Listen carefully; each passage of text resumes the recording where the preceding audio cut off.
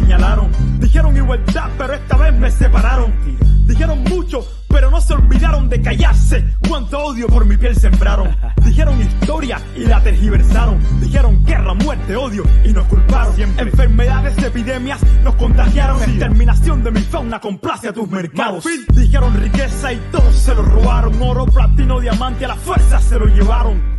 Y la actualidad es tan triste que todo aquello que dijeron es lo mismo que hoy se dice más. ¿Quién dice? ¿Quién explota? ¿Quién se beneficia? El asesino, el mismo que da las noticias. Hay una cuenta fácil que siempre me da las grandes riquezas, de dónde vienen y hacia dónde van. Independiente como los Mao Mao, concluyente como los Mao Mao, como los Mao Mao, como los Mao Mao. Somos resistentes como los Mao Mao, independiente como los Mao Mao, concluyente como los Mao Mao, como los Mao Mao, como los Mao Mao. Somos resistentes como los Mao Mao. Nati Dre es afroresistencia, cultura ancestral, afrodescendencia, solidaridad. Esa es la esencia, la diáspora africana eleva la conciencia, conciencia negra, universal, progresista y transcultural. Negros y mestizos revolucionando, pueblos caribeños y africanos en un solo bando. No más explotación, colonialismo interno, no más confusión, supremacía blanca en el Babilón. Soy rojo, negro y verde, afroliberación.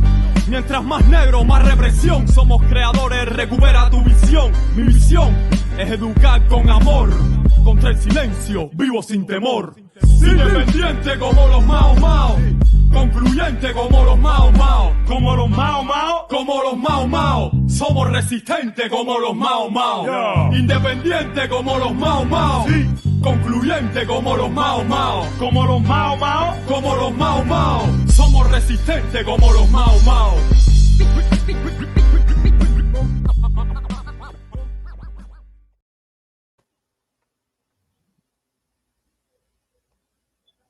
What's happening? What's happening? You know what it is. Where we at, y'all? Rise up.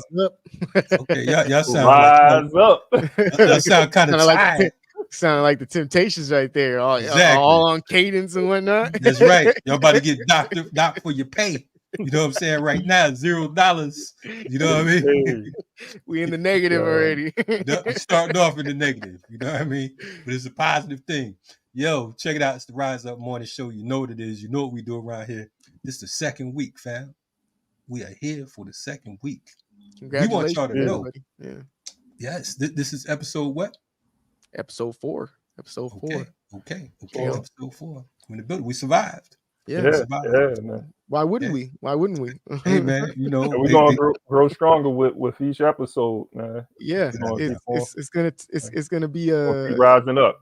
Yeah, it's gonna be a rise up, you know. So, and that's not even something that's cheesy. It's just we're all getting used to being on camera with each other and interacting, and so it's something for me. It's beautiful, something that's constructive, scientific, and that's why I'm happy to be a part of it and happy to be on screen with you guys. So, no question, man. That was some real sentimental shit you came with, Isaac.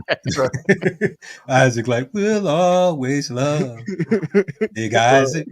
Anyway, no doubt, man. That definitely, and I'm honored to be on with you all as well. This is right now. We got some feedback. You know what I'm saying? A few people who said it's their favorite new morning show. I'm grateful to hear that. You know what I mean? You know, they like the politics. You know, one person told me that we were like a deer in the headlight on the first episode, you know, and but it's all good. We definitely appreciate it. I want to say that right now we have 6 hosts, and we're growing on a host. And shout out to our other host, Fernando, who's out in France, him and Bouna, and also our sister Ife. We have some other folks that be coming on as well. We just getting started. This is episode 4, man. So I want to you know, to my good people out there, Ikemba and Isaac, the 2 I brothers, the Eyes and whatnot. You know what I mean? Isley brothers, the Isley. Yeah, the Isaac brothers. See, he tried to slide it in there. It though, but I was like, nah, it don't sound right. It don't sound right. Hey, listen, man. You know, he made it sound smooth though. Real smooth. Then he played it off. People thought he said Isley, but he said the Isaac brothers. You know what I'm saying? It's all good, man. We see how this thing go. I'm just an offspring here. But anyway, a lot went on this past weekend. A lot went on Monday. You know, it's Tuesday morning here at the Rise Up Morning Show. And one thing that we for folks who don't know, we broadcast from Tuesday to Friday every week, 8 p.m. EST to 8 a.m. EST to 10 a.m. EST. And, you know, we're definitely grateful for this International Morning Show. One of the things that happened over the past weekend that we didn't get to kick it about was this whole sloppy Joe Biden situation.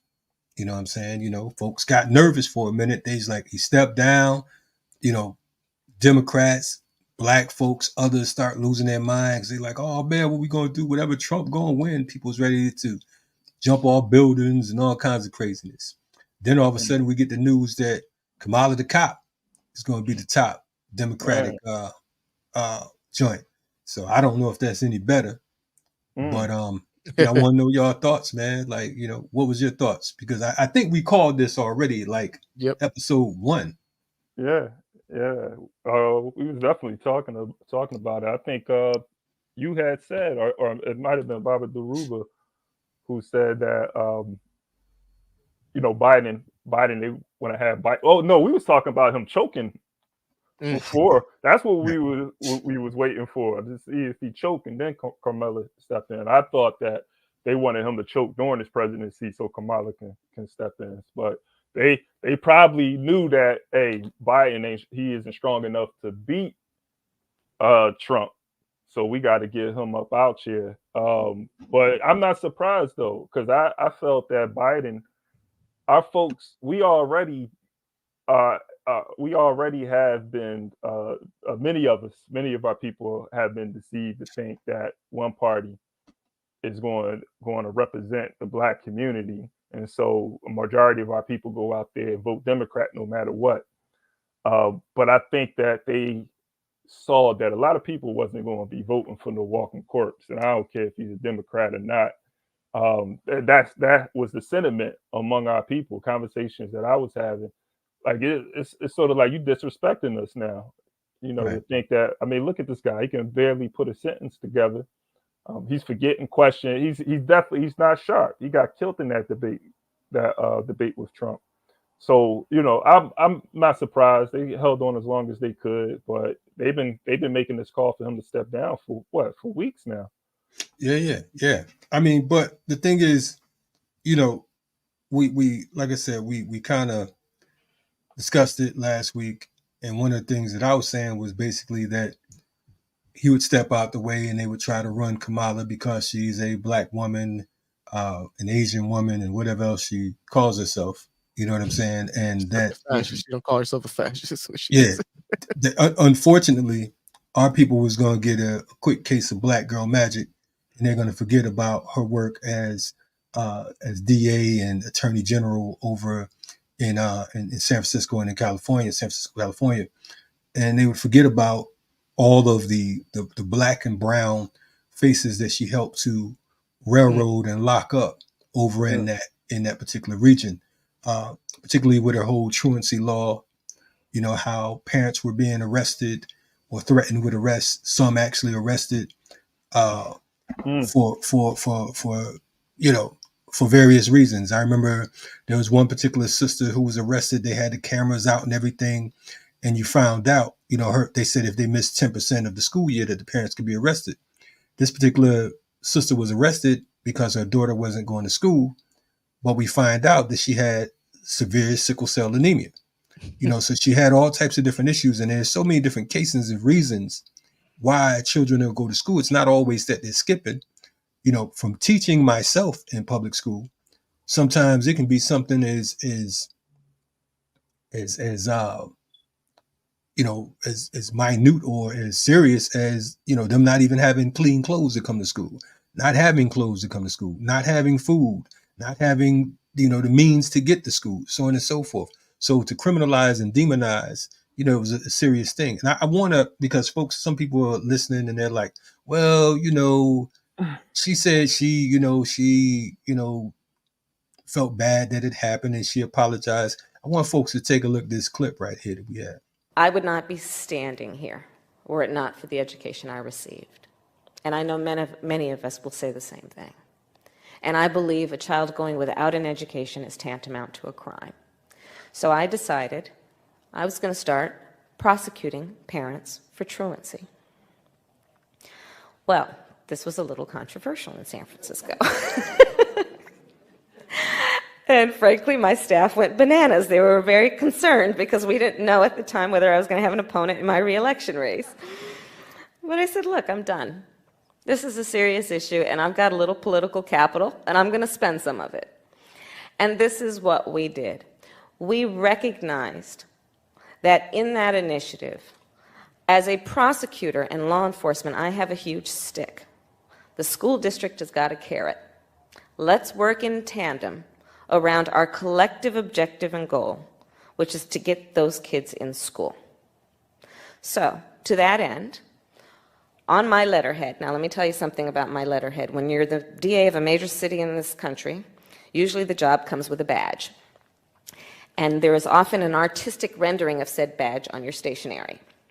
So I sent a letter out on my letterhead to every parent in the school district, outlining the connection that was statistically proven between elementary school truancy, high school dropouts, who will become a victim of crime, and who will become a perpetrator of crime.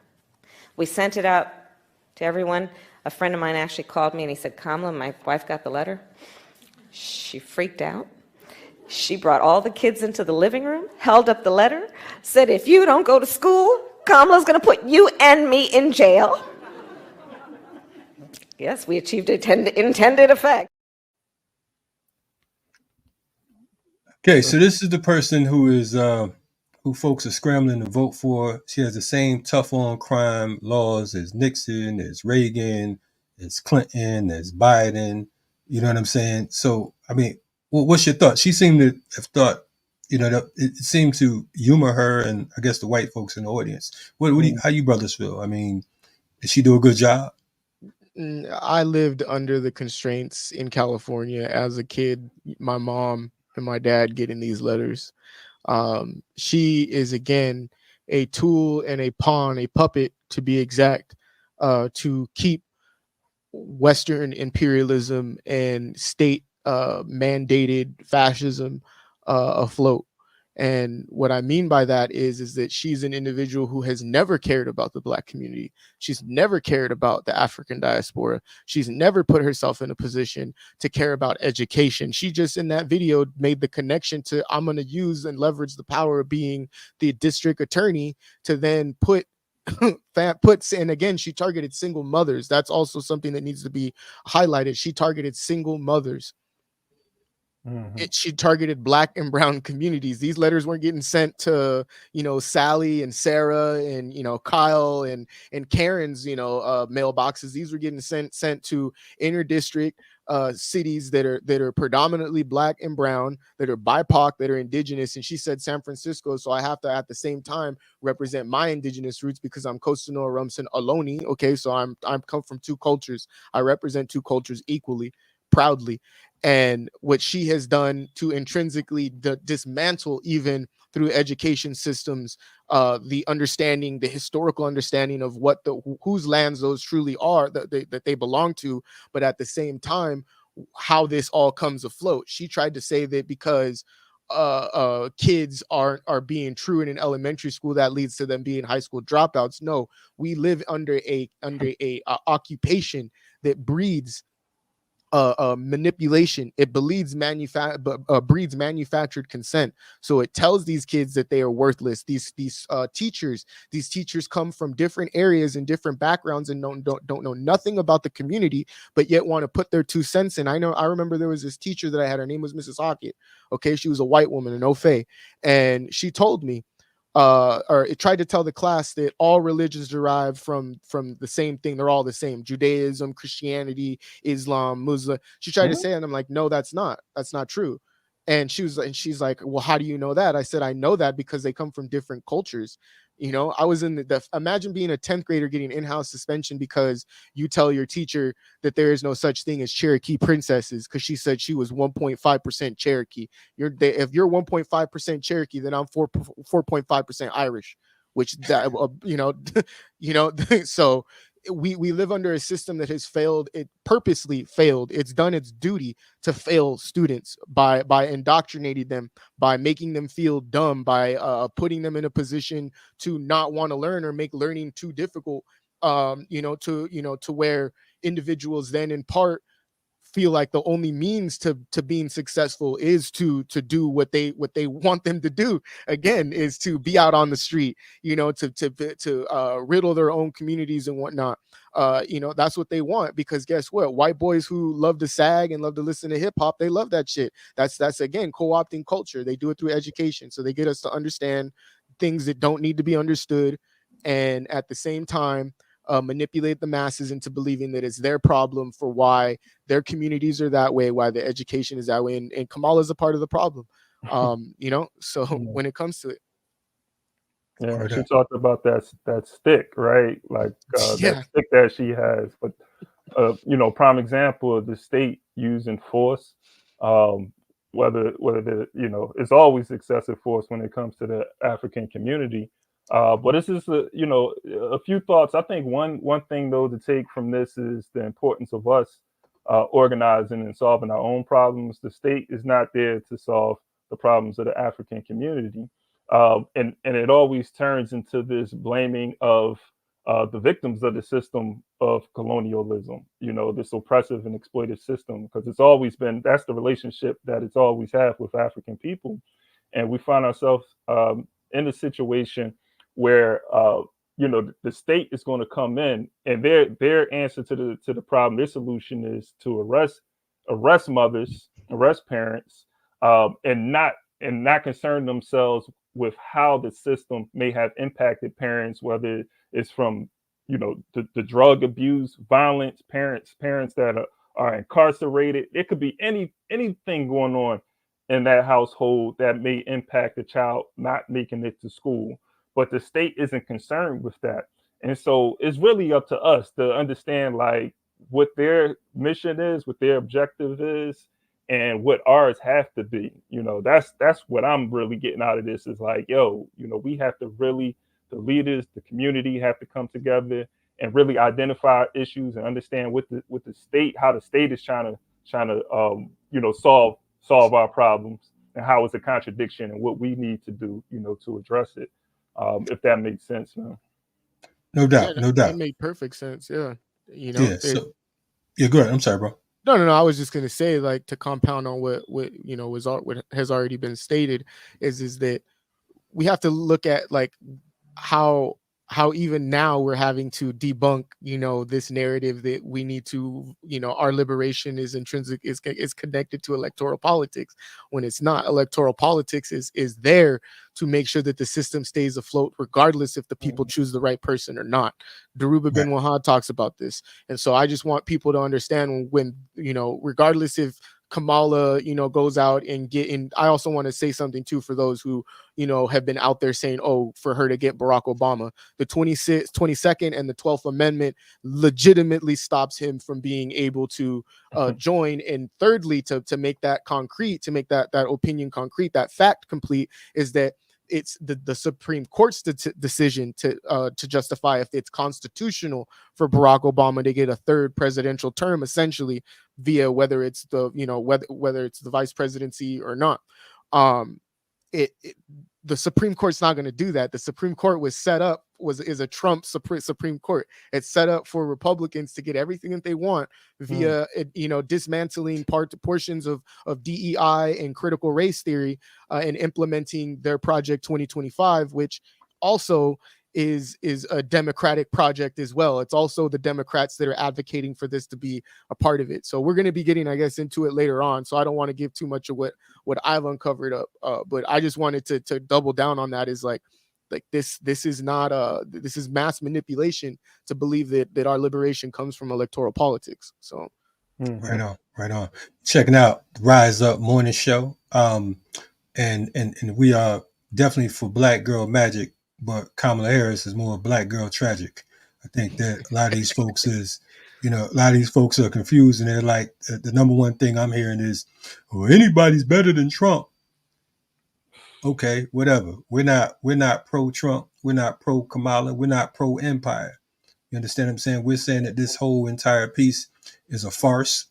And if you just want to, I live in Atlanta, as you mentioned Daruba, as Daruba will point out, the slaves run the plantation here. We have Black mayors, we have Black police chiefs, we have Black cops, all that shit. But they still will murder your Black ass front and center right here, like it's business as usual. So we need to know that. We need to be clear about that. We just get caught up in some, it's a Black woman going to be in charge, and that'll be history, so on and so forth. Man, history. The words of Imam Jamil Al-Amin, formerly H. Rap Brown, to be black is necessary, but it ain't sufficient. You understand what I'm saying? Mm-hmm. It sounds good, but when they come for you, they're going to get someone that looks like you. You know what I mean? So black faces in high places have never done anything for the races. In fact, best believe what's about to take place is there will be more of a heightened level of quote unquote racism along with this fascism, because now these crackers going to tell you how they feel about this black woman if she considers herself black. They're gonna be clear. So just pay attention and stay on point. Anyway, you listen to Rise Up Morning Show. We're gonna go this quick spin off this break for Black Power, and we'll be right back at you.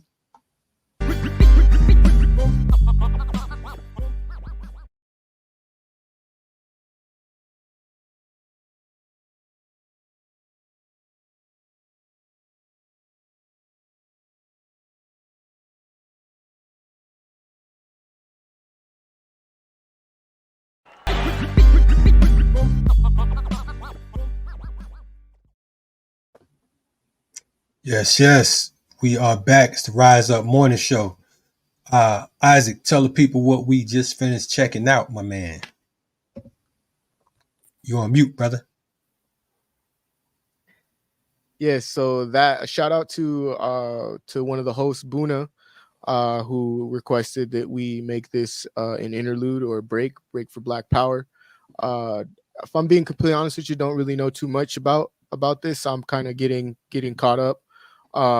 What I can say is that I listened to this song in the process of making the video probably like about 50 times. My little cousin was in the background listening to it, thought it was pretty cool. From my knowledge, all I know is that it's the African Congress national anthem, and it's well renowned. It's the unofficial national anthem of Africa. And so, that's what I could give you guys on that. So I do apologize for not being well-rounded. You guys could get at me, can get on my ass about it. Hey, you better than me, comrade. You better than me. I'm getting educated right now. No doubt. So it was actually the national, unofficial national anthem of South Africa, and because of its connection to the ANC, it was banned by the regime during apartheid. So that's what we listened to a few seconds ago. And shout out to South Africa. Shout out to all of the freedom fighters out there, from Chris Hani to Winnie Mandela and so many others who put in that soldier work. So what year was that? What year was this song drop? Well, the video we were watching. Oh, I have no idea. I didn't. It was after the apartheid ended, though. Yeah. I believe so. Yeah. So forgive me for that. I know we sound like we don't know what the heck we talking about. I just came in and he's playing the music, so don't blame me. We're gonna point to Isaac.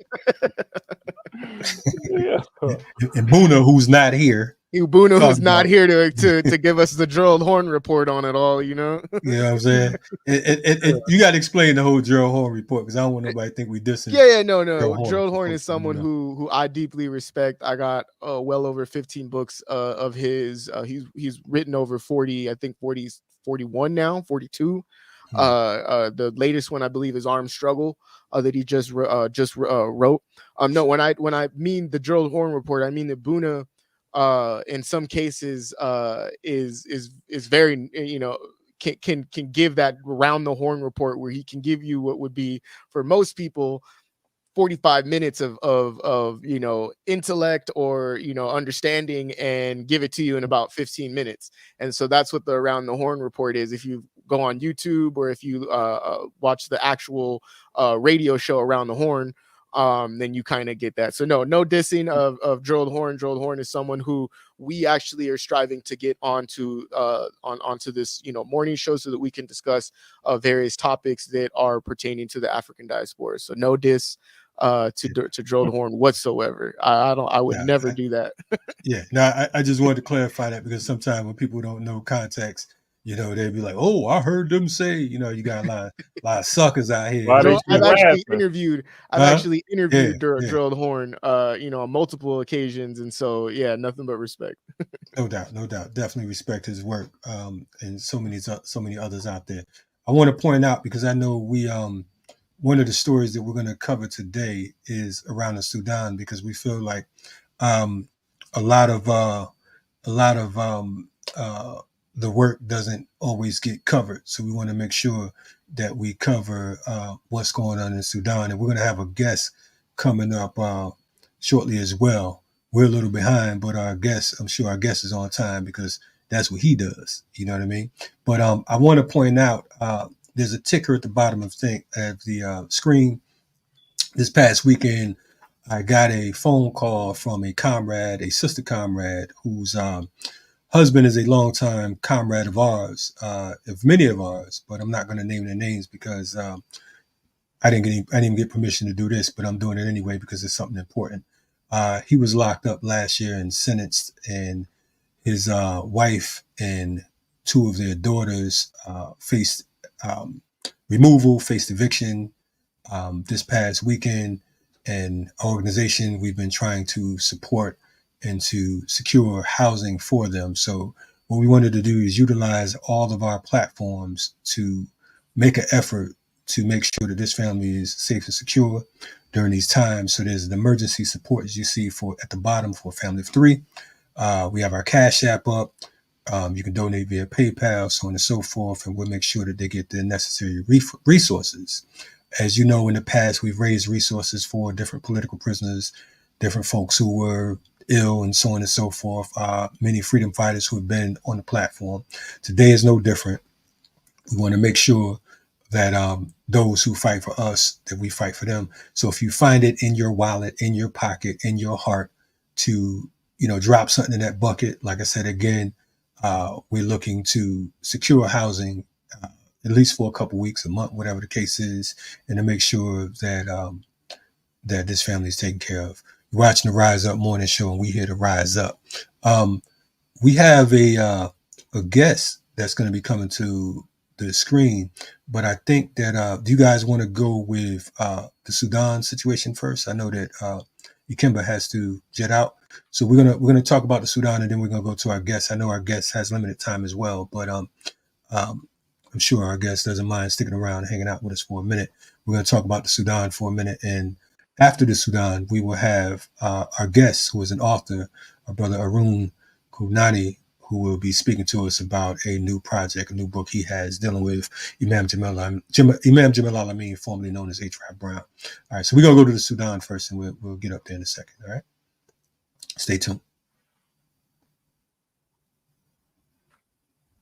So what we got going on, Ikemba? Peace. So we're gonna switch. I know we talked about switching things around. We're gonna pull the story up. Yes, yeah, that's what I'm pulling up right now for you guys. All right. Okay. And I appreciate this opportunity to talk about Sudan too, because I feel like it's not spoken about enough. I have covered the crisis of the conflict in Sudan a few times when we charged colonialism. This is a conflict that's been going on since last year, April 15th. So we're about 15 months of this into this conflict in Sudan. I'm going to scroll through this. So this is speaking about those who are investing in the conflict in Sudan. So the UAE, and for all my people who want to go to Dubai, it's one of the ways that you can probably help end the conflict in Sudan, stop taking those vacations to Dubai. So to end the genocide in Sudan, we must divest from the UAE. I'm just going to read some of this. I'm not going to read this whole article, but just want to give people an idea of what's going on. What part exactly did you want me to scroll to, just so that way the viewers can? Oh yeah. So scroll down to just that first paragraph, and if you could see it on the screen, you could just read along with me. I'm gonna read maybe a few paragraphs. The war that broke out in Sudan almost 16 months ago between the Sudanese army and rapid support forces have left a devastating impact, leaving some 10 million forcibly displaced and tens of thousands more dead. And while it denies any and all links, all reports indicate that the United Arab Emirates has been investing heavily in the violence, part of the strategic effort to expand its sway in the Horn of Africa. Seeking to advance its own interests in the country, Abu Dhabi has funneled arms and money to the Rapid Support Forces, RSF, paramilitary, facilitating large-scale atrocities and massacres, to pressure the UAE to end its sponsorship of this violence and its cooperation with war criminals. Institutions linked with the UAE must start divesting.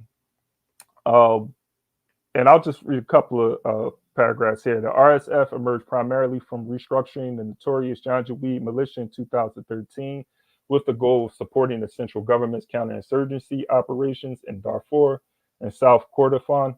In 2017, the Sudanese parliament passed a law legitimizing its activities. For years, the militia engaged in countless crimes and atrocities, destroying villages, killing protesters, sexual violations and rape, mass killings, killing based on ethnicity, unlawful detention, targeting hospitals and churches, attacking journalists and media institutions. The cooperation between the UAE and RSF dates back to the beginning of the Yemen War. The deposed Sudanese president decided to deploy RSF and SAF fighters at the forefront. The UAE, which eventually found an RSF leader, Mohammed Hamedi.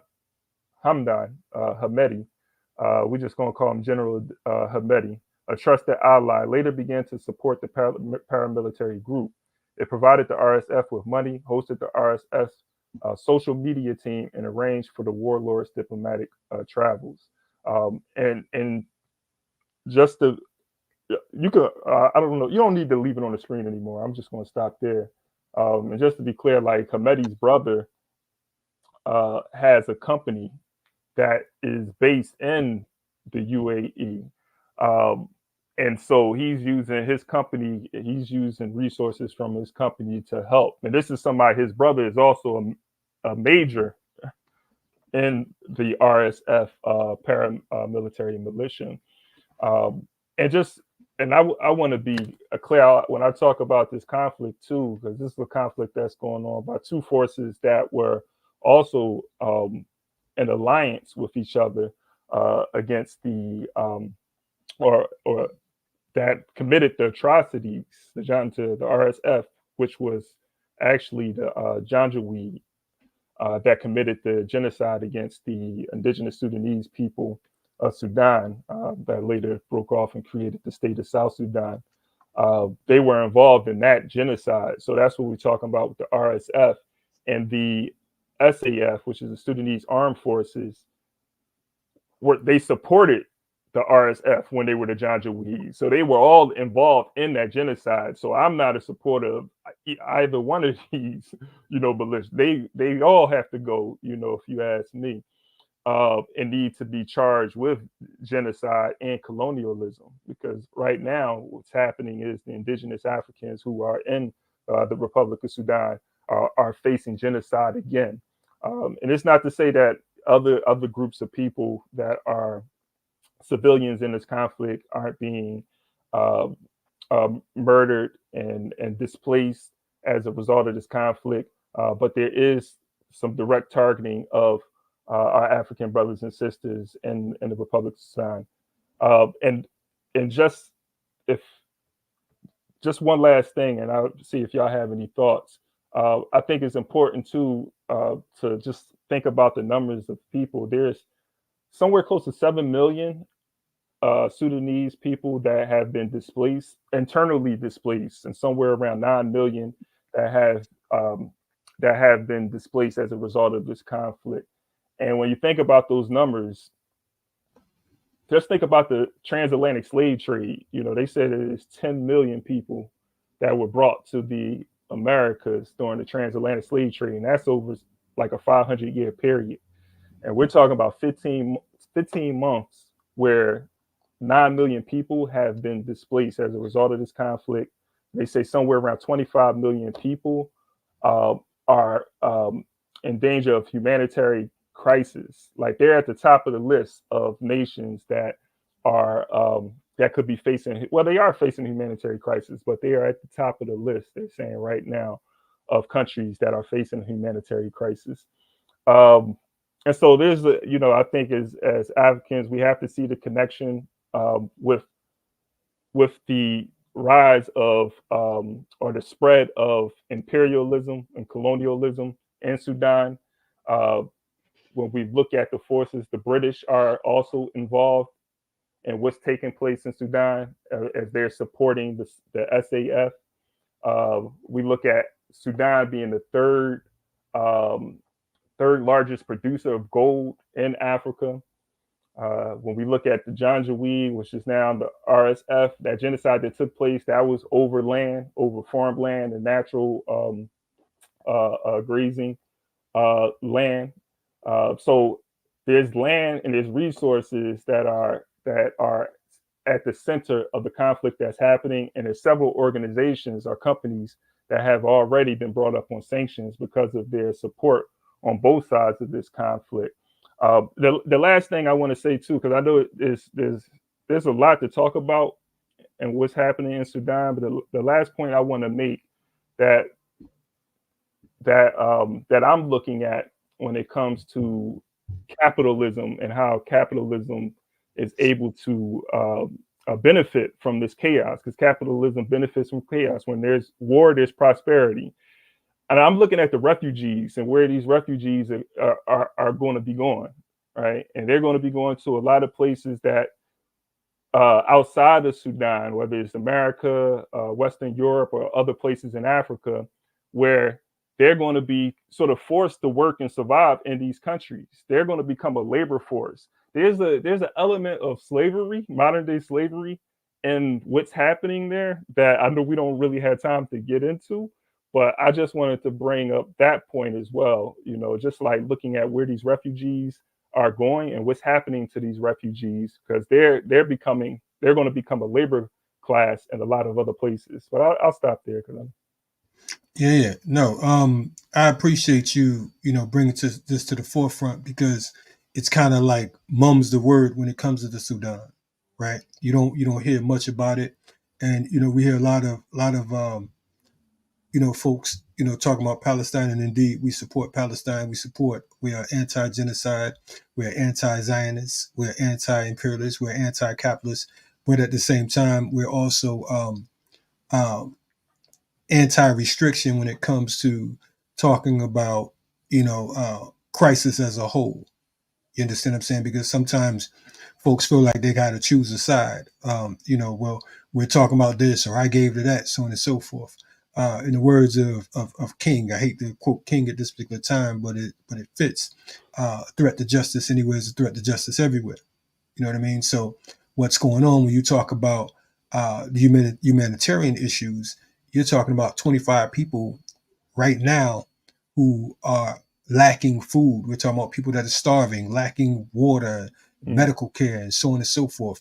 You're talking about close to 20,000 people who have been killed in this particular genocide.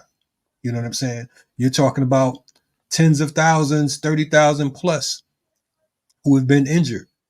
So it's all types of different components and layers. We're talking about slavery that's going on right now in the Sudan.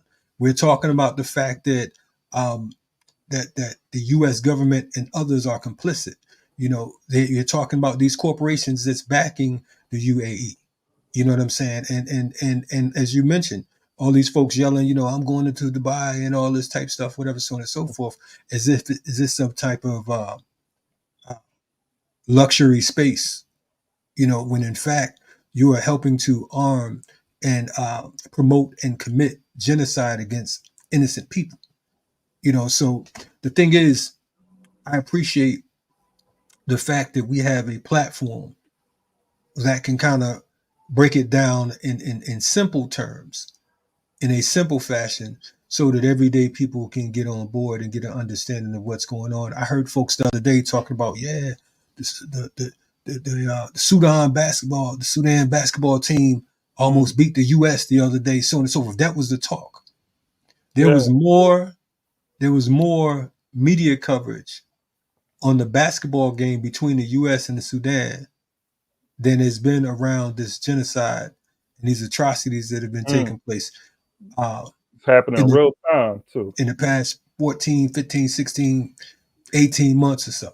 You understand what I'm saying? This is happening in real time. People are being, it's totally exterminated, decimated. And we're talking about a damn basketball game. We're in a strange place in a strange time. I'm sorry, Isaac, you had something to say, bro? No. I wasn't. I'm glad that you guys said that, because yesterday I did a live show, if you guys didn't catch it, regarding basketball, and we did bring up South Sudan, almost, smacking USA and Team USA. But in the midst of that, as much as we should be rooting for, our brothers and sisters of the African diaspora during these Olympics, we also need to understand too that South Sudan is a new country that gets majority of its monetary funding from the United States.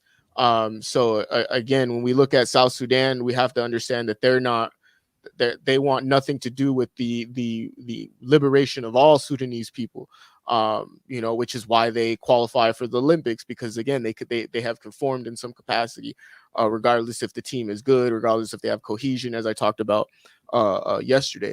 So I'm glad that you brought this up, comrade. I'm glad that that this is a talking point, because people also need to understand how intrinsically connected our struggles are, and what the primary contradiction that we all have and should have when it comes to addressing what our problems are. And there's actually someone, I'm glad that we have the next guest that's coming on, because a big individual who's helped me to understand the manipulation and the politics of education has been Imam Jamil Al-Amin, formerly known as H. Rap Brown. And he talks about in essence, why these means of why the means of capitalism are to confuse us. And so they confuse us via, we watch South Sudan almost beat USA, but no one knows that there is over 9 million people, or a total of 25 million people now, that have been displaced, and of which so many other, I don't know the exact numbers that have been killed, but we have to look at these connections. We have to look at the Congo, Sudan, and Palestine, what's going on in Haiti. All of these places are intrinsically connected to the major contradiction that is settler colonialism, i.e. global imperialism, because that's where we're at now, needs to be dismantled. And that comes from, understanding history, understanding and respecting our elders, thought and theory, which we're going to get into, in the next couple of minutes. So no, I thank you for outlining this, because if I'm being honest with you, I haven't really seen anybody talk about Sudan or the Congo, and I can throw myself in there. I kind of only give it about 5 minutes, simply because I didn't have an article like this, so I'm throwing myself under the bus. There you go.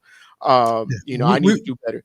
And we're going to get deeper, but we do have a guest. But I want to point out real quick that on June 13th, just last month, the United Nations Security Council resolution was passed, and it was calling for an end to the RSF, which is the Rapid Support Forces, calling an end to their siege on North Darfur and the capital city of El Fasher in Sudan. And a few days later, it was an uproar. They were going at it because they still believe that, which is true, that weapons are being supplied by the UAE and others. And so while, just like what's going on with Israel and Palestine and with Russia and Ukraine, there are still outside forces who are feeding these acts of genocide. And what happens is the U.S., UAE, the UN, the EU, and these other culprits, what they do is they play it off like they're neutral, but there are no neutrals in war. No. You understand what I'm saying? They're co-conspirators to it all, you know. Mhm. Yeah, there are absolutely no neutrals in war. So the thing is, indeed, they're co-conspirators. We're gonna go to this quick Black Power break, and then we're gonna come back with a brother who we've definitely been waiting to hear from, because he's putting out a biography on one of my leaders, my Imam, Imam Jamil Al-Amin, formerly H. Rap Brown, one of the most important freedom fighters in the Black liberation movement, home and abroad. So let's roll to this Black Power break real quick, and we're going to be back at you.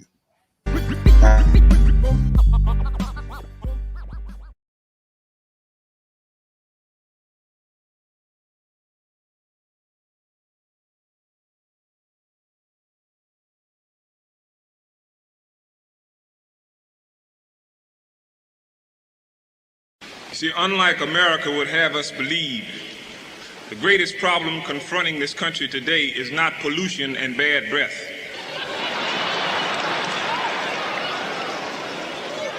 It's black people. It's black people. See, that's just one of the big lies that America tells you and that you go for because you chumps. You go for it. One of the lies that we tell ourselves is that we are making progress. But Huey's chair is empty. We're not making progress. We tend to equate progress with concessions. We can no longer make that mistake. You see, when they gave us that nigger astronaut, you say we were making progress, but I told you they were going to lose him in space. He didn't get that far.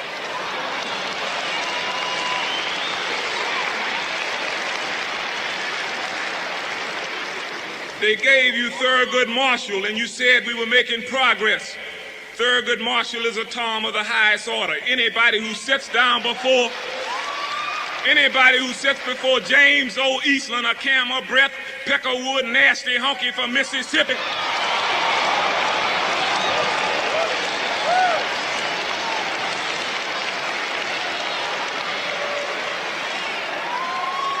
And let James O. Eastland subject him to the type of questioning that he did. He's a strange breed of man. You put Adam Clayton Powell in office and you couldn't keep him. What you think they're going to do with Thurgood Marshall when they get tired of him? They gave you Walter Washington of Washington, D.C., and you said we were making progress. That's not progress. See, it's no in between. You're either free or you're a slave. There's no such thing as second-class citizenship.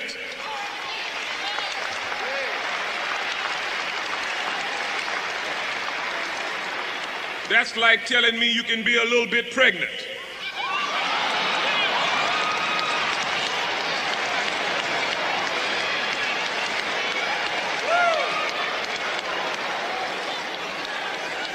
The only politics in this country that's relevant to black people today is the politics of revolution. None other.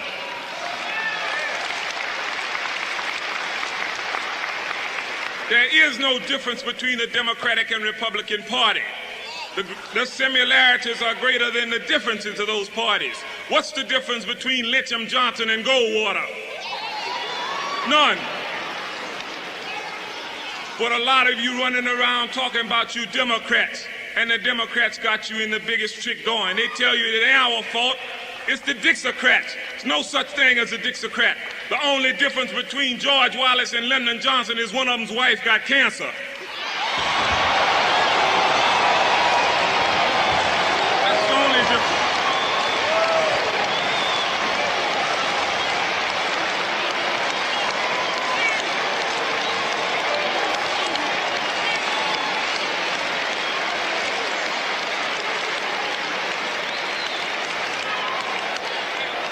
But you go for it. You go for it because you chumps. You go for it. The only thing that's going to free Huey is gunpowder, black powder.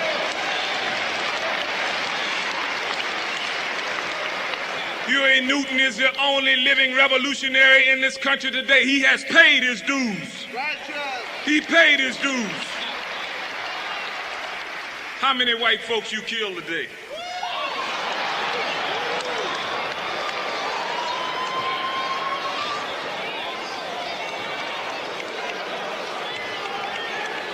But you revolutionaries, you are revolutionaries.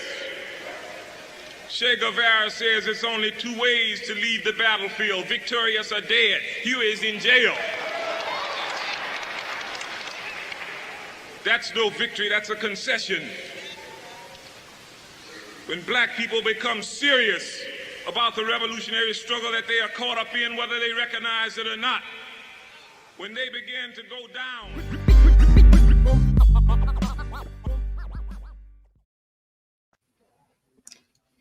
Look at here. Let me tell y'all something for the guest that's checking us out. Now, if you've been watching all 4 of our shows, then you'll know that clip right there was played the other day. But Isaac, he loved it so much, he said he bringing it back again. He ain't care. Bringing it back. And it's you know, but the wild thing about it, one of my elders, my OGs, Bilal Sunni Ali, shout out to Baba Bilal. One of the things I remember we was talking, he said, someone said to Imam Jamil, he said, man, every time we talk, every time I hear you saying the same thing. He said, that's because you haven't been listening yet. You still haven't moved beyond what I told you. So this right here is clear and evident because he's talking about the Democratic Party. And for us, we know folks that are in an uproar right now, and they're like, okay, you know, they were nervous. Everybody panicked real quick, like I said earlier, because Joe stepped down. Then Kamala came to the rescue. So you have, like I said, Black Girl Tragic or Black Girl Magic, for those of you who think that's what it is. You know what I'm saying? And you think that, as Imam Jamil would say, being black is necessary, and as he would say, it's not sufficient. You know, you get caught up in thinking that this Democratic Party, the original party for the Ku Klux Klan, let's remember that part. This was the original party for the Klan. So for folks who don't study and don't know this, they just assume that Democrat means automatically it's for black folks. Well, anyway. Party of slavery. I mean, Democratic Party. That was the party of the South, man. Who tried to make change. Without a doubt. And we right here in the heart of it, down here in the Confederacy. Folks forget that you know, Atlanta is in Georgia. But when you come to Atlanta or when you come to Georgia and you venture out, them crackers will tell you, you ain't in Atlanta no more, boy. You in Georgia. You understand what I'm saying? Yeah, so they will let you know. Really quick, too, just with even the playing of the clips again, and you kind of touched on this, like we're going to get something different each time that we hear it as well. And when we have these discussions, because of the short amount of time, we're not going to touch on everything we want to touch on. So, you know, listening to these clips more than once might be good just to get that, you know, that analysis, to deepen that analysis, you know, because even when the point where you talked about second-class citizen, you know, it made me think of minority, how black people, like, minority is like saying, you know, you a second-class citizen, man. And I looked at that definition years ago, and it goes beyond just population, you know, and really quick, I know we got a guess, but it's just people know, like, minority, the definition is a group of people because of their physical and cultural characteristics are singled out from the others in the society in which they live for differential and unequal treatment, and who therefore regard themselves as objects of collective discrimination. Like, when somebody call you a minority, man. He broke that down for us. I mean, but the reality of it is, even when you talk about minority, a minority where? Because on the planet Earth, the folks who are yelling minority are the true minorities. You understand what I'm saying? And that's what it's all about. So they'll box you in and they'll make you think that you are, you know, you're the invader. You know what I'm saying? How are you a minority? Excuse me, how are you the majority when you came in and committed genocide on people? And then all of a sudden you murdered everyone off and you put them on reservations, so on and so forth, and locked them all up. And now you're calling folks minorities. I got a problem with the term African American. I'm an African in America. I'm not an African American. Let's go. You know what I'm saying? Because when you put that hyphen in front of it, they let you know that you're not American. You're an Afro-American. They don't say I'm a European American. Africa is a continent. Africa is not some country. We're not French Canadian or whatever the hell you want to say. You know what I'm saying? But anyway, let's not get too far off the joint. You're checking out the Rise Up Morning Show. I think it's about time for us to bring our guests on. Our guest is a professor. He's an author. He's been active in anti-racist movements in the UK, in the US for 3 decades. He's a former editor of the journal Race and Class and was a scholar in resident at the Schomburg Center for Research in Black Culture at the New York Public Library. The Guardian has described him as one of Britain's best political writers. Okay. We want to give it up for man Arun Kundnani in the building. What's happening, my brother? How you doing? I'm very well. Thank you for having me. Good to be here. Welcome. Yes, sir. Yes, sir. Now, we're bringing you on. First of all, I didn't even know about your Schomburg connection. I think I might have saw something in the past, but we're glad to tell us a little bit about that for folks who aren't familiar with the Schomburg. Yeah, so the Schomburg Center is a place that's part of the New York Public Library, but it's based in Harlem. It's a a kind of cultural resource and an archive and a center for kind of promoting and celebrating Black history and Black culture. They have a kind of fellowship program, and I was privileged to get some support from them through that to begin work on the biography of Jamil Al-Amin that I'm working on. So they kind of helped me out when I was first starting out on this project. No doubt. And for folks who are not familiar with who Arturo Schomburg was, if you don't mind giving us some backstory on that, because folks talk about the Schomburg all the time and they don't know who it's named after. Yeah, well, you all might know more detail on that than me, but Arturo Schomburg was a Black Puerto Rican activist, I think in the early 20th century, who kind of pioneered developing community resources and community knowledge around Black history, and kind of founded this center that became later known as the Schomburg Center as a place where those histories could be studied and reflected on and celebrated. No doubt, no doubt. And we will definitely be talking more about Arturo Alfonso Schomburg in the future, because he's definitely one of the folks on the list. I know that our brother Ikemba is going to have to tap out in a second. Ikemba, we appreciate you tapping on this bright early morning.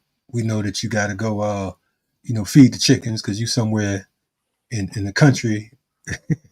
Hey, we'll talk about what I'm about to go connect with some youth, build with some youth, so we can talk about that at some point.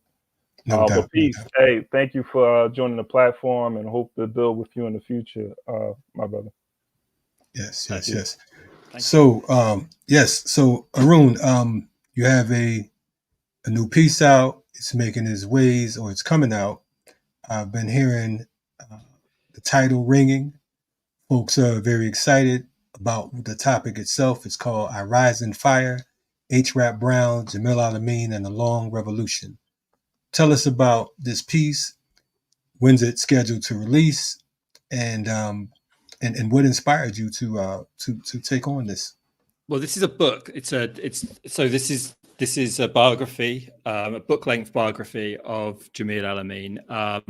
I signed a book deal on this earlier this year. I've completed all the research on it, so I'm at the stage now where I'm writing it out. Basically, it will be out in about a year or so, a little longer than a year, I think. It's a project I've been working on, I'd say for about 7 or 8 years now. So we're nearing the point where it's going to be something that can be out in the world and people can pick it up and read about his life. So what really what inspired you, or to you, what would cause you to, because there's tons of people you can write about, and again, you was at the Schomburg, so I know the library is, it has crazy history in it. It has so much history and so many folks you can learn from. So many people came through.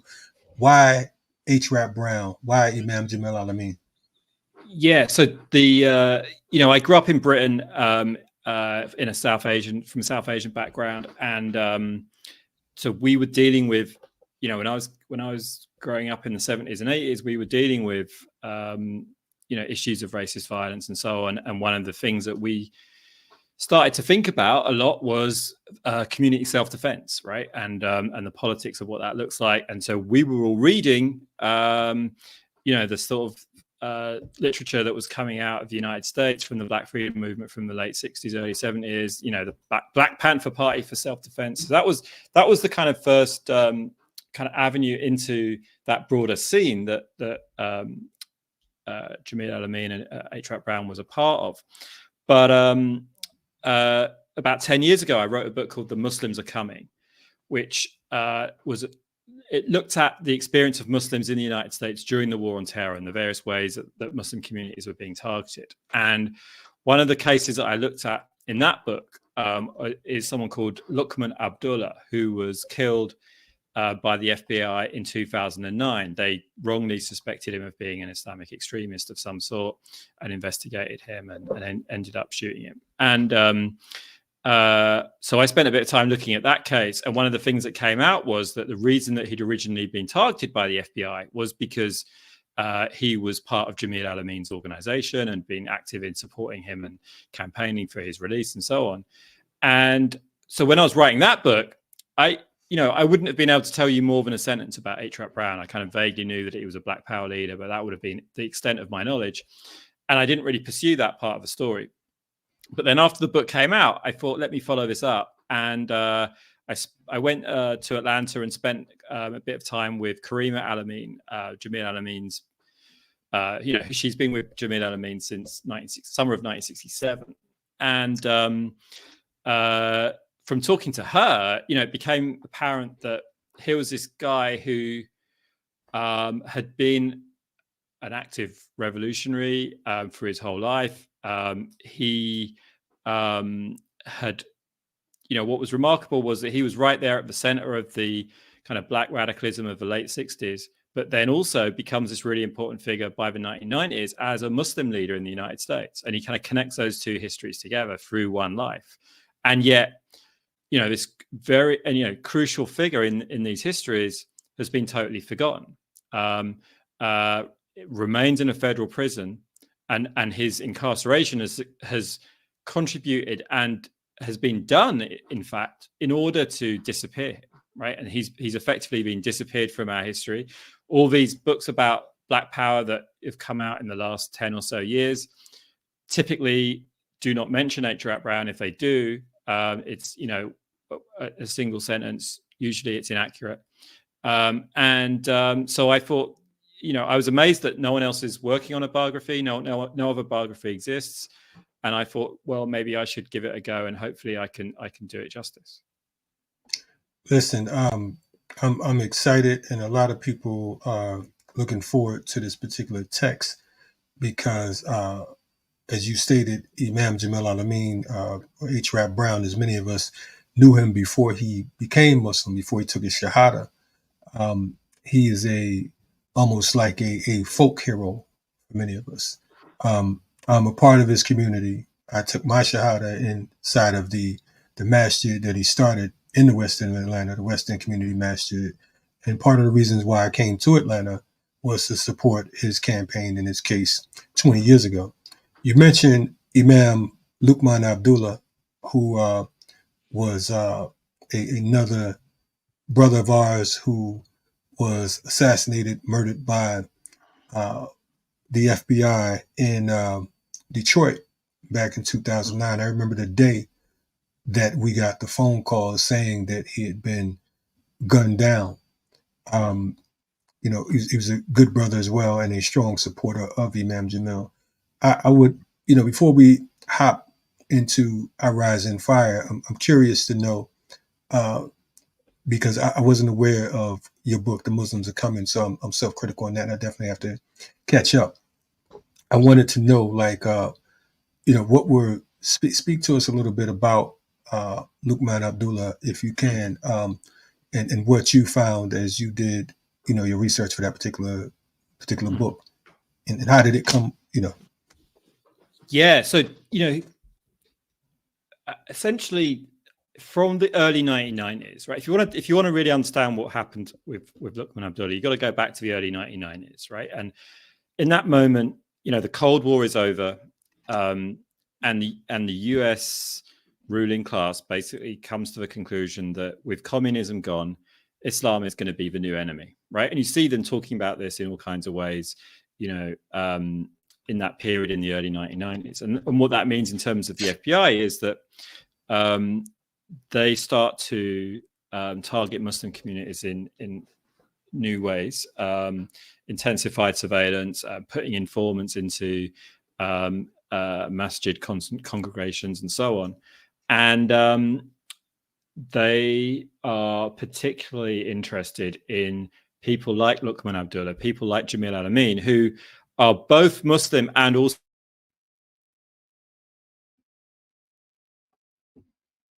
Brother Arun has frozen. Arun, can you repeat yourself, because you had froze for a second? You said they both were Muslim. Yeah. So they're both Muslim, but also they both connect back to the history of the Black freedom struggle. And so they, from the FBI's point of view, these are old stories for them, right?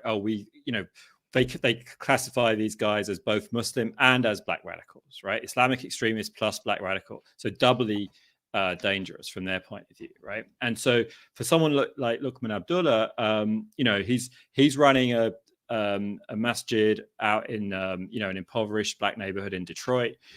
What's the work he's doing? He's running food distribution for the community. He's working on addiction issues, addressing the community's needs, and he also talks in a straightforward way about the realities of white supremacy and American imperialism and so on, right? In the years after 9/11, that combination of being a Muslim and talking straightforwardly about the political injustices that the United States is responsible for attracts surveillance, and it attracts FBI targeting. And the FBI agents in the Detroit field office come to the conclusion that this guy must be some kind of Al-Qaeda sympathizer. They kind of take a few little sentences here and there, and take 2 and 2 and add it up to 100. And so then in that climate of, the kind of years after 9/11, where the paranoia around, the next terrorist attack and so on is driving a lot of human rights violations, the FBI decide to recruit informants inside Luqman Abdullah's congregation. And at that time we had something like 15,000 paid FBI informants, right, in Muslim communities in the United States, right? Back in the COINTELPRO days, we had 1,500, if you want to think of the comparison, right? So this is a very elaborate system of spying on communities, with absolutely negligible results in terms of actually identifying real acts of political violence that might be directed at some target or another. This is actually not so much about targeting terrorism, however you want to define that, but targeting political dissent, right? And so with 2 paid informants, more than 2 paid informants, I think, in Luqman Abdullah's congregation, it then becomes possible for the FBI to kind of set up a situation where Luqman Abdullah is invited to a warehouse by these paid informants, like dozens of FBI agents and about 3 or 4 different law enforcement agencies turn up, heavily armed. They even have the Royal Canadian Mounted Police coming in there. Like, I don't know what the hell this would have to do with Canada, but they're, just across the border there in Detroit. So they decide to turn up for some of this as well. They've got the helicopters flying over. So the armed FBI agents, break into this warehouse where Luqman Abdullah is. They release a dog on him. In the kind of subsequent kind of chaos for a second, Luqman Abdullah is shot by automatic gunfire and seems to be more or less instantly killed. The exact details of what happened in that split second, hard to know. It's possible that Luqman Abdullah, like having had a dog set on him and this dog starting to maul at him and stuff like that, it's possible that he pulled out a weapon and tried to take out the dog, and then they returned fire but the whole thing would never have happened if the FBI hadn't decided to target him in the first place, right? And to me, it's just another of these, these things that in the last few years we've become something that a lot of people are focused on in terms of Black Lives Matter, George Floyd, et cetera. To me, he's another person on that list, but one that doesn't get added to that list very often in the kind of public conversation. But essentially, it's another execution by law enforcement, this time wrapped up in this kind of bogus notion of Islamic radicalization. I appreciate your work on behalf of Imam Luqman. Just hearing him mentioned on this show, you know what I'm saying, is very important to myself and many others. I would always see him whenever he came to Atlanta in the community. And, he was always consistent. And he was definitely one of Imam Jamil's most ardent supporters. So definitely appreciate you talking to our audience about Imam Luqman Abdullah. You said something to the fact that there's over 15,000 paid informants in the Muslim community.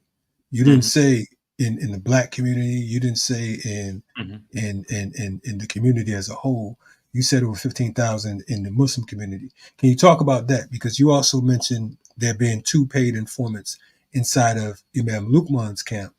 I'm only imagining how many there would be inside of Imam Jamil's camp before, after, now, etc. So if you don't mind talking to us about that, because I think that's a very important topic. Yeah. Point. So, when we think about government surveillance, right, we tend to think about, the ways that they can trace what we're doing online, right, and what happens with our phones and things like that. The electronic surveillance, right, which is a real thing and is a real concern.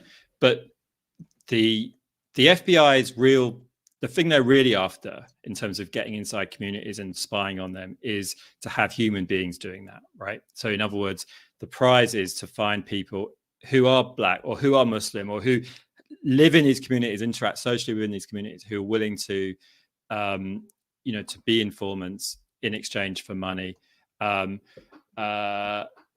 sometimes quite large sums of money. And so, typically the process in the post 9/11 years in terms of Muslim communities was, someone would get arrested on some minor charge, and then they'd be offered, instead of going to jail on that minor charge, what about you work for us, right? And this has been an experience that many people have had of, in that pre-trial period being approached by FBI agents and being offered this, or being approached by NYPD officers if they're in New York City and being offered this kind of deal. And then, and this is obviously an old thing that, I've spent a lot of time in my research for this project looking over FBI surveillance memos. I think I estimated the other day that I've probably looked at about 50,000 to 100,000 pages of FBI surveillance memos, right? About Jamil Al-Amin, about one person, right? Because they've been surveilling him, from 1967 right through to the present day. And so when you spend that amount of time in the FBI's own kind of world and its own mindset, you kind of get a sense of how they think. And there hasn't been a time in Jamil Al-Amin's life since 1967 that there haven't been paid FBI informants in his extended circle, right? I mean, there was 2 FBI paid informants inside the SNCC office while Jamil Al-Amin was working there as the chair of that organization. There was paid FBI informants in the in the kind of masjid congregation that he had in the West End of Atlanta. I mean, that's now been confirmed with actual paperwork that's come out. And what is a paid informant is doing a couple of things, right? One thing they're doing is obviously just trying to gather information about what you're up to and passing that back to their FBI handler. But what we saw, especially after 9/11, was also in Muslim communities, it's shifting from just being from not only being a paid informant, but also being a paid entrapper, right? So we had these cases, like the best known one is a case called the Newburgh Four out of Newburgh in New York State, for Black Muslims who get targeted by this paid informant working for the FBI. And this dude basically, railroads them into a kind of make-believe terrorist plot that would never have happened were it not for this dude turning up in their lives, and were it not for the fact that he's going to people who are in deep poverty, with addiction problems, with mental health issues, and waving like $100,000 in their face and things like this, and then on the news they do a show of like, oh, we've arrested these Muslim terrorists in Newburgh who are about to bomb this synagogue in the Bronx. And, and the whole thing's a fantasy. But of course, it reinforces Islamophobia. It gets the FBI to be able to go next year back to Congress and say, well, look, we stopped, these 30 terrorist attacks that would have happened if it wasn't for our investigations. And so give us another $1 billion next year to carry on doing this, and it basically becomes this whole machine. And the victims are regular people who get caught up in it, who haven't done anything wrong. And, so that's, we don't know the number of, we got that figure from some kind of congressional document that came out, probably about 15 years ago now, that there was 15,000 paid informants in Muslim communities. But we don't know the total number, in communities in general. We don't know the number of people who are not paid, right? There's also informants who are not paid, who provide similar kinds of surveillance. So the total scale of this is unknown to us, but certainly, is huge. Ultimately it's a form of political control, right? This is a way that communities who are involved in struggles to change the way that the United States works, to bring about some kind of radical change to this society, are being targeted by the FBI precisely to prevent that from happening, right? And it's presented as terror, we're going after the terrorists or we're going after the extremists, but that's just the kind of rhetoric that dresses what is really a form of going after political dissidents and organizers who are trying to bring about social change. But here's the other thing that I think we should say about surveillance to get into this, specifically in terms of Jamil Al-Amin, is, when he was, so when we think about the power of the FBI and other government agencies to carry out this surveillance, it can often feel kind of intimidating, right? Like they know everything we're doing. Can we trust the people that are around us? Maybe they're working for the government, all this kind of stuff. But don't forget that in the case of Imam Jamil, when he was on the FBI's most wanted list in 1971, they created an 11th place on the FBI's 10 most wanted just for him, right? But when he was on that FBI's most wanted list, and they had FBI agents all across the country looking for him, and they had the CIA all across the world looking for him because they thought that he might be in other parts of the world, they couldn't find him, right? They couldn't find him. No matter what they tried to do, no matter all the intimidation they tried on people that he might be associated with, they couldn't find him, right? And then he popped up in 1971 because he was carrying out an action in New York City, and that's how he eventually was captured. But it wasn't that their surveillance found him. And I remember talking to Karima Al-Amin, again, who was with him back then in 1970, 1971. And she talked about how she was able to travel from the United States to Tanzania to meet Jamil Al-Amin in Tanzania without being followed by the CIA or the FBI, even though they were desperately trying to follow her, right? She was able to evade them. And all kinds of things like that were necessary to her existence in that 18-month period, because obviously the FBI were putting huge pressure on her, and because they understood maybe that she would take them to him. So I said to her, well, how come you were able to do this kind of thing, that these skills that you had, that seems like normally you'd have to go to spy school or something to learn how to lose a tail and all this kind of stuff. And she said, well, you know, in my family, we've been doing stuff like this for generations, right? Like she could trace back in her family, you know, ancestors fleeing from plantations and evading detection then, or fleeing from the clan and evading detection then, right? And so it's this, actually, you know, what's so important to understand, I think, in thinking about this question of surveillance is that there are histories of communities able to pass knowledge down from one generation to the next of how to function even in these intensively surveilled situations, right? And still carry out the activism you're trying to carry out without it being detected or seen by these agencies. And that seems to me the important thing to remember. No, that's right. I definitely appreciate your answer, because counterinsurgency is very real, and folks look at it like it's a thing of the past. So I definitely appreciate you pointing out what counterinsurgency is today. Folks think that COINTELPRO is dead, so they think that counterinsurgency is dead, and that's furthest from the truth. Isaac, you had a question you wanted to pose? Yeah, so I've been reading the little bit of that you've given us from the book, and I just want to say thank you for your work and for being able to elaborate how important this is, and actually highlighting that, you know, H. Brown, formerly known, now known as Imam Jamil Al-Amin, you know, is brought up in certain instances and certain inserts of books and whatnot. But there's never been a full report, never been a full understanding of the connections, the powerful connections that Jamil has with Black Power, and how in some cases when you look at Black Power, you can't exclude him out at all.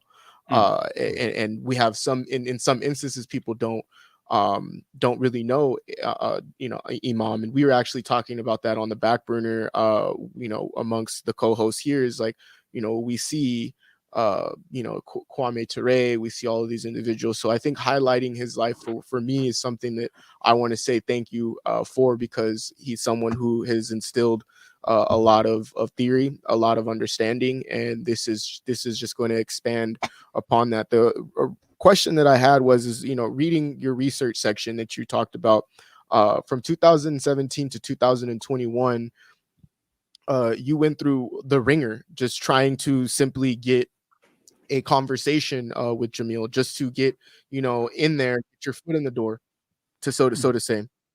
If you can go through that process and what that was like. In your book, you do mention you know, that process from 2017 to 2021, but you also expand upon like you said previously, this work wouldn't be possible if it wasn't for Imam's wife, if it wasn't for his son, in order for this to happen. So my main question would be is how difficult is it even just to conduct these conversations with Jamil and be able to get the full layout of not just his life, but the importance of Imam to Black struggle, to African, you know, to the African diaspora, and also as a Muslim.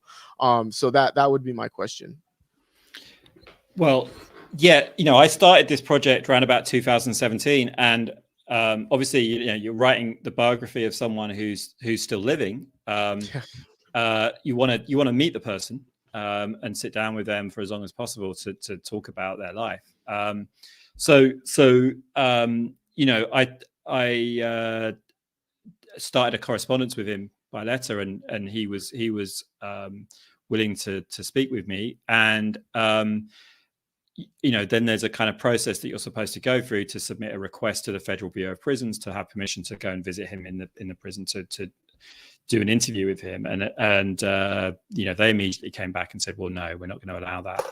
So I then actually got in touch with you know, friends of mine who worked at the American Civil Liberties Union and Center for Constitutional Rights and so on, and asked them, look, you know, this seems like a decision that it should be subject to some kind of legal challenge. Like, what's the legal situation here? Is there any kind of way that I can argue legally that I should be able to interview him in person inside the prison? And they basically all came back and said, look, when it comes to like journalists or academics talking to people inside a prison, the case law basically says you don't have any rights. They can basically shut you away, and the only thing you're entitled to is the right to writing letters to each other. Like, you can write letters, but beyond that, you have no rights. And they said, there's nothing we can do about it. So then I thought, well, let me try a different approach. And I got about 400 different historians who were kind of historians of the civil rights movement, many well-known names, to basically sign this letter that I'd written to say, that given his age and given his importance in the history of the movement in the 60s, it's crucial that academics and journalists be able to sit down with him and interview him about his life, so that can be documented for posterity. And I submitted that. I thought that might carry some weight. And of course, the next day, literally, they came back and just said, no, sorry, you still can't do this. And so I kind of struggled for a while just to try and figure out, like, how do I actually get to even talk with this guy I'm trying to write about? And then eventually, Cornell University Law School and Arizona State University Law School heard, I talked to them about this, and they heard about it, and they said, all right, well, we'll try and represent you in a legal challenge, because we think that this decision is a violation of your First Amendment rights as a writer, to not be allowed to visit him and talk with him. And so they drew up a legal argument. And the beginning of 2021, we basically sent a letter to the prison saying, we're ready to go to court and put this before a judge, and we think we'll win, or negotiate right now, and we'll try and figure it out that way. And very quickly they came back and said, okay, we'll talk about allowing you to do some interviews. And so through 2021, I was able to spend about 10 hours with Imam Jamil, in conversations about his life. But I'm the only person who's been allowed to do that. There's other journalists who've tried to go and talk with him, and some of them have even, had big organizations behind them with the resources to pay for lawyers, things like that, but they haven't been successful. And there's been a kind of unofficial policy of a gag order on him. And they talk about how for him to be able to speak to journalists or academics would constitute a security threat. And you kind of wonder, well, what is the security threat? Do you think that I would be in danger sitting down in a room with him? Or do you think he'd be in danger from me? Or much more plausibly, is the security threat that he might say stuff, that resonates with people outside, and that people take up in their activism and so on, right? And so, which of course is precisely what the First Amendment is there to protect, is it's speech, right? It's not actually a genuine security threat. It's you're trying to use that notion to prevent someone's speech from being circulated, and that's been something that they've been trying to do with him right through from when he was 23 years old. Oh, and you're correct. His voice is a threat, and that's part of the reason they shipped him from the state of Georgia initially to Colorado Supermax and other places, because of the fact that they knew that he was able to organize even within the prisons. There's a story about a white supremacist, a skinhead, I believe, who they placed in a cell with him, and the plan was for him to be taken out by this white supremacist, and the guy ended up taking a shahada. He ended up becoming Muslim. You understand what I'm saying? So when you have a brother that has that type of power, then you had the prisoners in Georgia wanted him to be the imam. So they had to ship him up out of here because they knew that he had muscle in his voice. And so of course they want to silence Imam Jamil Al-Amin, because as you stated, his whole life, his whole organizational career, even from them trying to tap the whole burn baby burn situation on him, they feared him.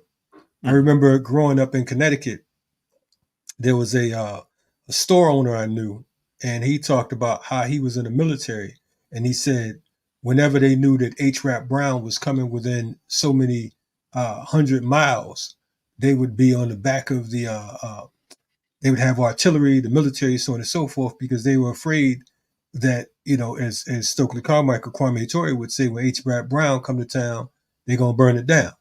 You understand? Mm-hmm. So that's the whole thing. So when you have someone like that, you know, of course they don't want to hear his voice.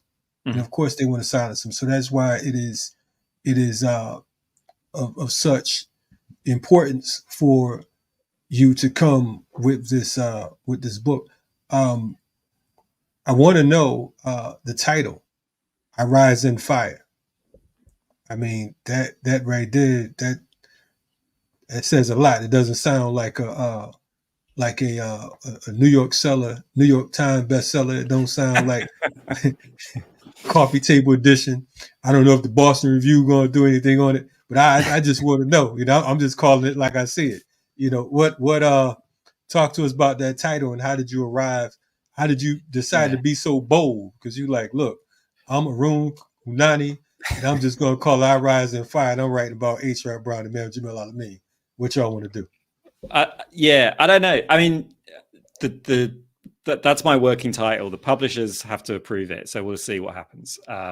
But the title is, you know, I Rise in Fire is a line from Amiri Baraka, from one of his poems, and it seemed like he uses that line to talk about the 60s, right, and the kind of the movements of the 60s, and it seemed a great phrase to use for a title if you put that phrase above the famous drawing of H-Rap Brown that Emory Douglas, the Black Panther artist, does, where H-Rap Brown's holding a match, right, and the match is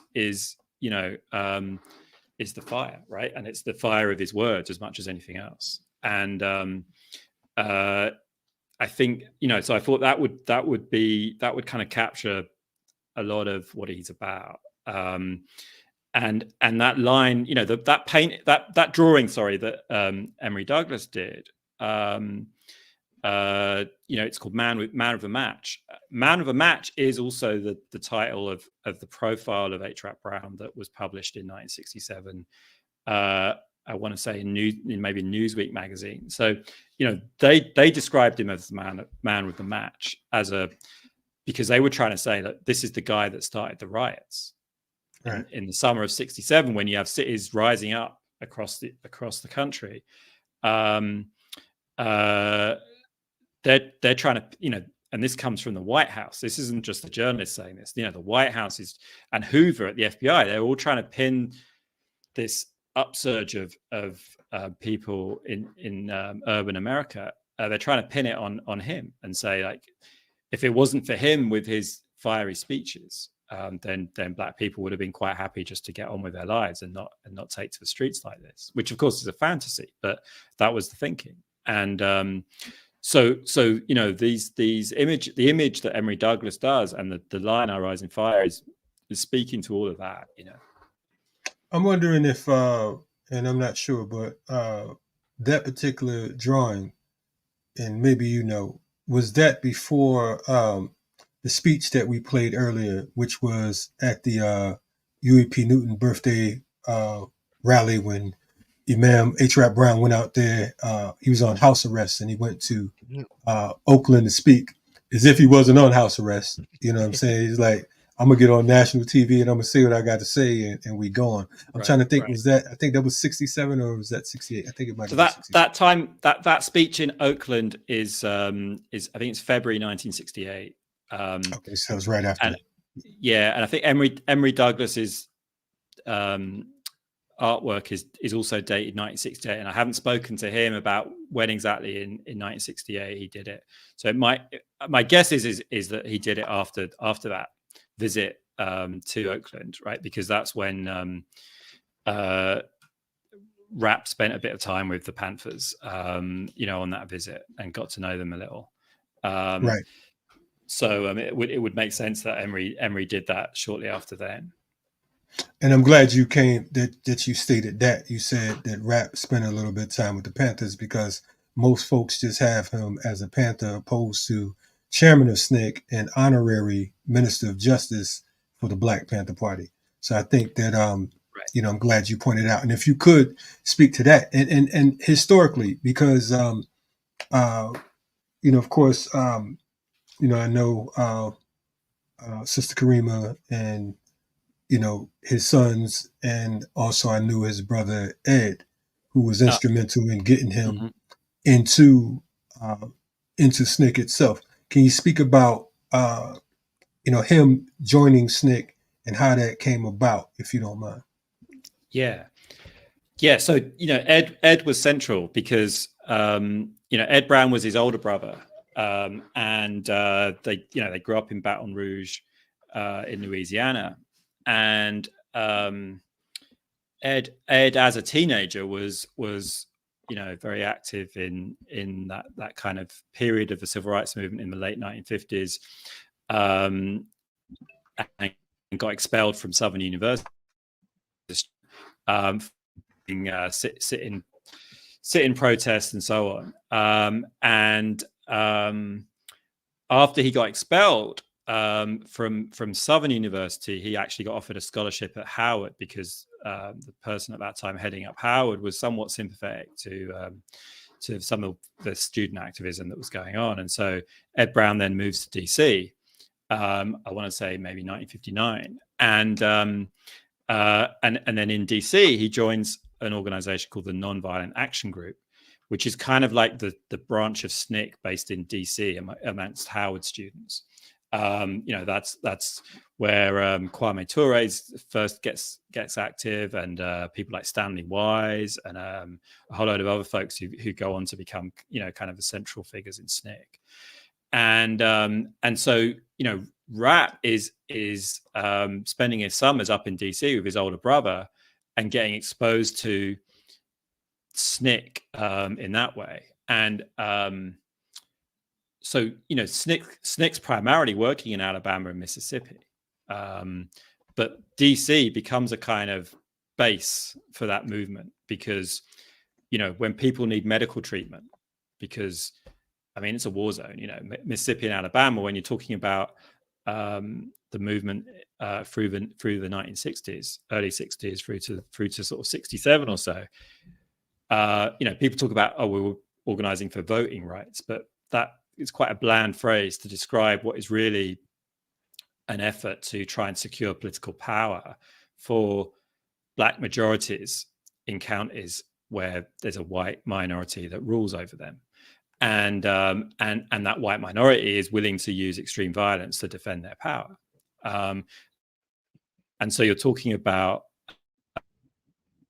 DC becoming a kind of base from which you have people from literally from the battlefield to get medical treatment, to take 2 weeks out when the intensity of what you're experiencing is too much, to be a supply place where, you know, cars that you're supplying to the movement come through DC. And so, you know, being based in DC becomes this kind of doorway into what's going down in Alabama and Mississippi. And of course, for Rap and Ed, you know, they're from just across the family in Mississippi. They're very familiar with what that you know looks like in Mississippi. So they both become active in Mississippi and Alabama, you know, through the kind of mid 60s. But Ed Brown, you know, right up until 1966, really, Ed Brown is the more prominent of the two brothers in SNCC and in the movement. You know, Rap Brown's very much in the background. He's just, people talk about him as this kind of just quiet guy who would you'd not hear much from him, perhaps, you know, late at night at the, you know, when you're kind of chilling late into the early morning hours, he'd have some really funny stories and funny rhymes. You know, he was like, that's how he got his nickname Rap, for the rhymes that he would come out with. But basically he was a background figure until kind of 66, when he becomes the project director for SNCC's work in Alabama, and starts to take on more of a leadership role. No doubt. Definitely appreciate you giving us that historical background, because I think that Ed Brown is another one of the folks who we don't hear much about. Like I said, I had the opportunity to work with him the early years that I arrived in Atlanta, and you know, he was always a cool, calm brother. You know what I'm saying? And you wouldn't have, if you didn't know him or you didn't know his history, you wouldn't have known, you know, his contribution to our liberation struggle. I want to, you know, as we wrap, I want to ask you, and no pun intended on the rap. I know that was corny, but still, I want to ask you, what is the takeaway that you are hoping for folks to get coming from our Rising Fire? I think there's two things, right? So one is, you know, the last quarter of the book really is going to be about his current, the conviction that's led to his current incarceration, right? And you know, we could talk for hours about that. But the short conclusion is, you know, that there's so many holes in his prosecution that it's kind of ridiculous. And I think even people who've paid a little attention to a case don't necessarily know some of the craziness of how weak the prosecution was, and how it got so, you know, how the jury was kind of manipulated into reaching their guilty verdict by what was kept from them during the hearings. Now, so that's, you know, there's a thing in Atlanta called the Conviction Integrity Unit that's looking at his case, and the more kind of public awareness and the more people get active around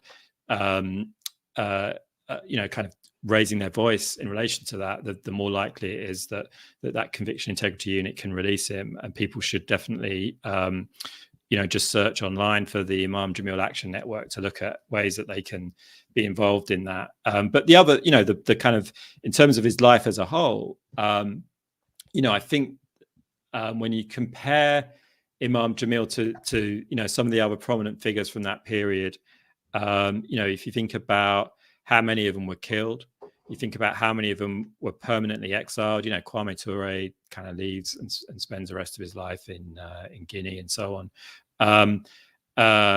So many people go wayward in other ways and abandon the struggle. You know, some people to some extent become respectable, either as politicians or academics or whatever, kind of become less of a threat, I guess. But he was continuing the revolutionary work right through, and you know, from 1971 when he becomes a Muslim, many of the things that he's doing as a Muslim are actually in practice very similar to things he was doing before he became Muslim. But the framework changes. Like, there's an Islamic framework that changes how you understand some of that work, right? But for example, you know, the work around going after drugs and the drugs problem was stuff he was doing in New York City before 1971, continues to do it in Atlanta through the 70s, 80s, 90s. So there's interesting continuities. But what the Islamic framework adds in a, you know, and this is what's so interesting about him is, you know, in that moment of the early 70s when it's a moment of political defeat, I think, for Black radicalism, right? Like that kind of, if you listen to what people were saying in the late 60s in these movements, they were saying, we're heading towards a revolution, right? Like, and Black people are rising up, and, you know, there's a revolution around the corner, right? By the time you get to 1971, which is when, you know, rap gets captured and is, it feels like a moment of defeat. Like those possibilities of a few years earlier seem to have evaporated. And now, you know, Nixon's in the White House, the whole direction of travel feels like it's going in the opposite direction, right? And many people kind of get trapped in that moment of defeat and the melancholy of it, right? And just kind of the trauma of it that they never seem to get over.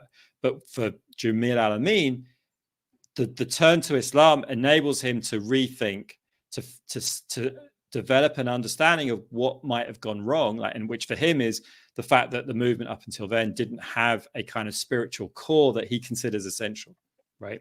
That Islam for him provides.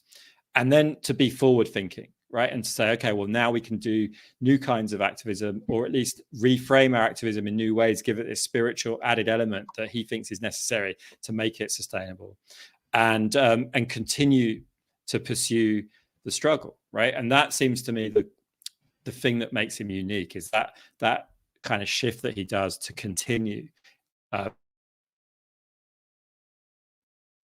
That's why when we get to the 1990s, the 1990s, from the point of view of Islamic movements, the 1990s is like what the 1960s feels like for much of the Western left. The Western left we romanticize the 60s as this kind of revolutionary decade, right? But within Islamic movement, it's the 90s that feels like that, right? Because of things that are happening all around the world in terms of Islamic movements, right? Now, and so Jamil Al-Amin, actually, through his interactions with Islamic movements around the world, is an important figure in that moment of the 90s, just as much as he was an important figure in the kind of revolutionary heyday of the 60s, right? And it's possible for him to do that because he's been through this journey, right? This kind of this trajectory that I think is unique to him in terms of prominent figures from that period, and of course that's why he gets targeted in this way. In the 90s that leads to the conviction in 2002, and he gets removed. This one of the most important Muslim leaders in the United States, with this connection back to this revolutionary past in the Black Freedom Movement, gets removed precisely when we need figures like that, when the war on terror is coming, when the Iraq war is coming, and today when Palestine is, Jamil Al-Amin was the first prominent Black leader back in the summer of '67 to talk about the Palestinian struggle as an anti-colonial struggle, right? So that's what's at stake when we think about what does it mean for him to be disappeared and for him to be silenced. No doubt. Hey, Arun, we're out of time, unfortunately. Love what you're talking about. Looking forward to the book coming out. We want to definitely have you back on the show because clearly we didn't do justice with because there's so much to talk about when we talk about Imam Jamil Al-Amin, formerly H. Rap Brown. I know that IJAN will be coming on soon because we need to talk about a report on an update of what's going on. And we've been, I've been dropping the ball on that. So my apologies to my comrades and OGs on that. But definitely we will be in touch, and we're looking forward to having you back on the platform. Thank you so much for having me. Appreciate it. Thank you. No doubt, brother. You're checking out Rise Up Morning Show. That was Arun Kundnani. Definitely make sure you check out his book, his project. We're going to go to a quick Black Power break. I think we mentioned Kwame Ture, so I think it's only right for us to give him a little bit of Kwame Ture before we break up out of here. Rise up.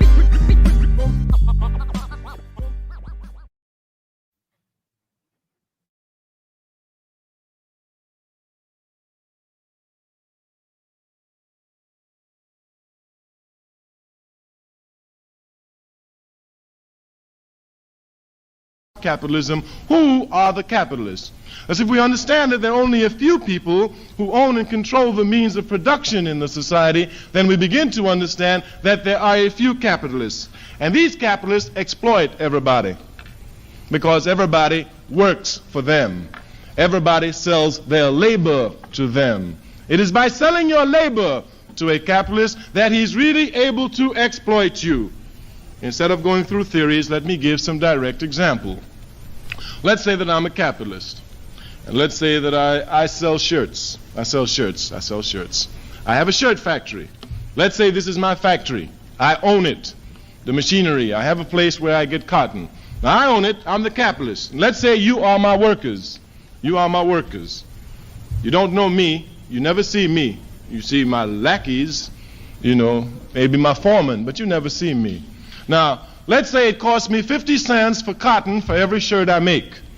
And let's say it costs me 50 cents for upkeep of my machinery. That's $1. And let's suppose I pay you $1 for every shirt you make. That means it costs me $2 to get a shirt. Labor included, your labor. I pay you for making the shirt. Now, when I sell the shirt, being a capitalist, and you must know something about capitalism. Very important. The sole motivating force in a capitalist society is profit. Profit. That is the sole motivating force. Profit. Get money. Get it. Get it as fast as you can. Get it any way you can, but get it. Just get it. Just get it. And even in in the African community, it affects us here in this country, because Africans, those of us living in America, those of us born in America, we are imbued with the philosophy of capitalism, and sometimes we don't even recognize it. Thus, you find brothers and sisters even selling dope to their brothers and sisters to make money. Again, because we're imbued with the philosophy of get some money. Ain't nothing wrong to kill for money. Hell, your country is napalming for money. You can certainly kill for some money. All right, just get it. Just get it. It's the overall philosophy. When we talk about revolution, we must talk about changing values. We must talk about changing values, and we must understand these values. To the shirt factory. I've not forgotten. I'm just going to tie it in. I'll tie it in for you. I'll tie it in. You will see, you must look under the shirt factory, too. You must look for spiraling economy. That's very important, spiraling economy. I sell the shirt for $5. I sell the shirt for $5. I don't do anything. You're the one who make the shirt. I'm exploiting your labor. You toil, you sweat, I get the fruit. That's right, I get it. But you grow it, you plant it by the sweat of your brow. I get it. I sell the shirt for $5. I am exploiting your labor. I really am exploiting your labor. I mean, even when you want a shirt, hey, you got to come to my store and buy the shirt for $5. Yeah, I really am exploiting you. Now, you're workers, you're in a factory, so you begin to get social consciousness. Yes, you do. Marx talks about this. Because you're working together, you see the socialized process, the laboring process, and you're able to see clearly how you're being exploited. So you get together, and you start talking about, we want more money. So you tell my foreman we want more money. So the foreman comes to see me. He says, the workers say they want more money. Later for them. Keep them working, man. So he comes back, no raise. So y'all work, but y'all get a little bit more agitated, because it's scientific. The pressure rises, and as the pressure rises, the consciousness must rise. It's scientific. It can't be stopped. That's why revolution can't be stopped. Then you say, hey, look here, we're going to strike. So the foreman comes back and said, hey, they say they're going to strike. I say, oh, let them strike, man. And sure enough, y'all strike. Yeah, y'all strike on me. Now, when you strike, of course, my machinery stops. I ain't making no money. So after a while, I called my foreman. I said, what do they want? He says, well, they said they want $1.50 more a shirt. They want 50 cents more a shirt. So I said, okay, let them have it. So I'll bring you back. You happy? I pay you $1.50 more. Right, so it now costs me $2.50 to make a shirt. It cost me $2.50 to make a shirt. Before, it cost me $2. I was selling it for $5. But hey, look here. I can't go out there and keep selling it for $5. Hey, how am I going to do that? I'm going to lose profit. And look here. Since the sole motivating force in a capitalist system is profit, ain't no need for me to come and sell it for $5.50. Hey, no. Next time you see that shirt on the market, it's going to cost you $7.50. Right, right. And that's what's known as the spiraling economy. Because profit is what about? Wages go up at the demands of the workers and prices rocket. Wages go up, prices rockets. And it keeps going and going and going until it's got to blow the top. It's scientifically real. That's why Nixon is talking about freezing wages and freezing prices. He's stupid. You got to freeze capitalism, Nixon. Freeze capitalism. That's the problem. That's the problem. Yes, that's the problem. You must understand these concepts, because once you begin to understand them and master them, you will see the inevitability of revolution. Not only the inevitability of revolution, but you will see the inevitability of victory for the struggling masses around the world once you understand the scientific principles of revolution. Once you understand it.